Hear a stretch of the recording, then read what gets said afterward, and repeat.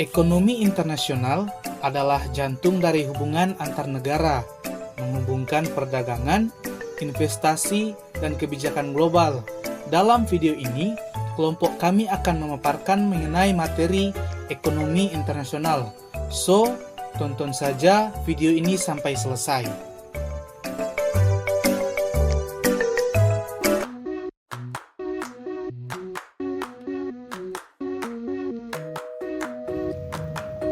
Pengertian ekonomi internasional membahas hubungan antara negara dalam perdagangan nilai tukar dan kebijakan global demi tercapainya kesejahteraan ekonomi bersama. Manfaat perdagangan internasional. Perdagangan internasional bermanfaat melalui pertukaran barang, jasa, tenaga kerja, dan modal antar negara, meningkatkan efisiensi, spesialisasi, produksi, serta kesejahteraan ekonomi global yang saling bergantung. Dan terakhir, konsep tentang ekonomi internasional. Ekonomi internasional memberi kebebasan kebijakan bagi tiap negara, namun saling terhubung. Koordinasi diperlukan agar kebijakan perdagangan dan moneter antar negara berjalan selaras tanpa konflik. Di sini saya akan menjelaskan mengenai teori perdagangan internasional klasik. Teori perdagangan internasional klasik. Apa itu perdagangan internasional? Secara sederhana, perdagangan internasional adalah pertukaran barang atau jasa antar negara untuk mencapai keuntungan bersama. Perdagangan ini terbagi menjadi dua aksi utama yang pasti sudah sering kita dengar, impor dan ekspor. Impor adalah kegiatan pembelian barang dari luar negeri ke dalam negeri kita, sementara ekspor adalah kegiatan penjualan barang dan jasa dari dalam negeri ke luar negeri. Tujuan utamanya jelas untuk memperluas pasar, memajukan kapasitas ekonomi, dan tentu saja demi mendapatkan keuntungan bersama yang bermanfaat bagi stabilitas ekonomi nasional.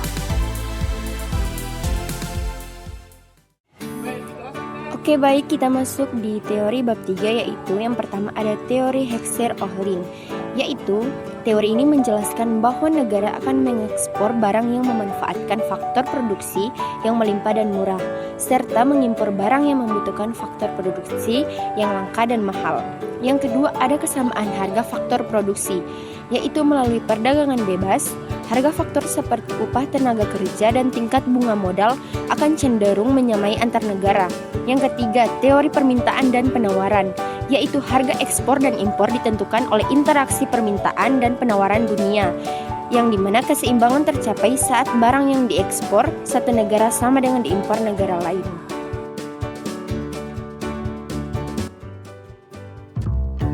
Selanjutnya, materi bab 4, yaitu hambatan tarif.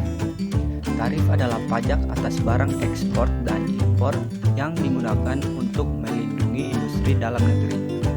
Dampak antara lain harga barang naik, produksi lokal meningkat, konsumsi menurun, dan pemerintah memperoleh pendapatan. Tujuan utamanya adalah melindungi industri baru, mencegah praktik dumping, menambah lapangan kerja, serta memperbaiki nilai tukar. Jenis tarif terdiri dari tarif impor, ekspor, dan transit. Selain itu, terdapat tarif proteksi aktif yang mengukur tingkat perlindungan nyata bagi produsen lokal. Secara keseluruhan, tarif merupakan alat negara untuk melindungi industri lokal dan mengukur perdagangan luar negeri.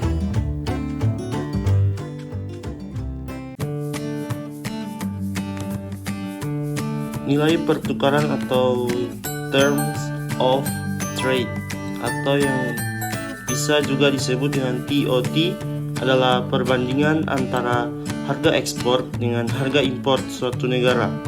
TOT menunjukkan berapa banyak barang impor yang bisa dibeli oleh suatu negara dari hasil ekspornya. Semakin tinggi nilai TOT, semakin besar daya beli ekspor negara tersebut terhadap impor.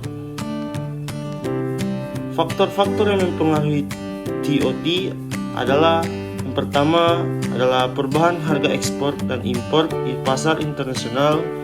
2. Nilai tukar mata uang. 3. Produktivitas dan biaya produksi dalam negeri. 4. Kebijakan perdagangan internasional.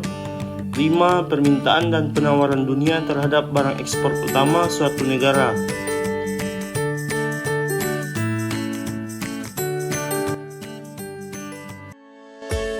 Bab 6.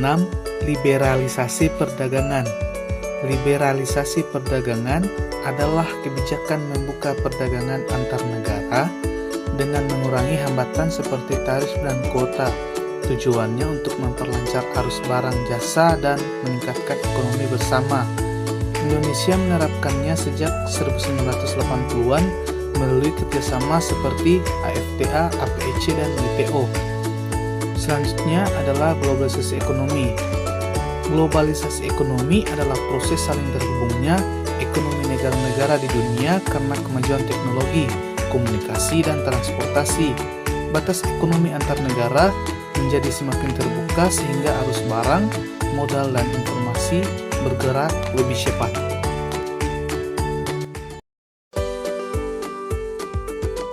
Berikut adalah kesimpulan dari materi ekonomi internasional. Ekonomi internasional memainkan peran penting dalam meningkatkan kesejahteraan ekonomi suatu negara melalui perdagangan internasional, investasi, dan kerjasama ekonomi global. Dengan memahami teori perdagangan internasional, hambatan perdagangan, dan globalisasi ekonomi, negara dapat meningkatkan daya saing, meningkatkan pertumbuhan ekonomi, dan meningkatkan kesejahteraan masyarakat. Dalam era globalisasi ini, Indonesia perlu memanfaatkan peluang perdagangan internasional dan kerjasama ekonomi global untuk meningkatkan pertumbuhan ekonomi dan kesejahteraan masyarakat. Oleh karena itu, penting bagi Indonesia untuk meningkatkan daya saing, memperbaiki infrastruktur, dan meningkatkan kualitas sumber daya manusia untuk dapat bersaing di pasar global.